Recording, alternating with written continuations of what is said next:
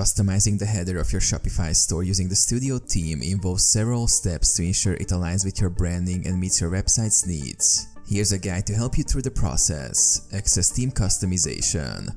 Log into your Shopify admin dashboard and navigate to Online Store Themes. Click on Customize next to the Studio theme. Navigate to Header section. In the Theme Customization panel, look for the Header section. Depending on your theme settings, this section may be labeled differently, such as Header or Header Settings. Edit Header. Click on the Header section to access customization options. Here, you can typically modify elements such as the logo, navigation menu, search bar, and cart icon.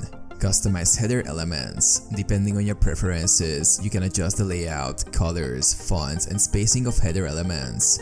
You may also have options to add or remove items from the header, such as additional menu items or promotional banners. Save changes. Once you've made the desired modifications to the header, be sure to save your changes. Preview and publish.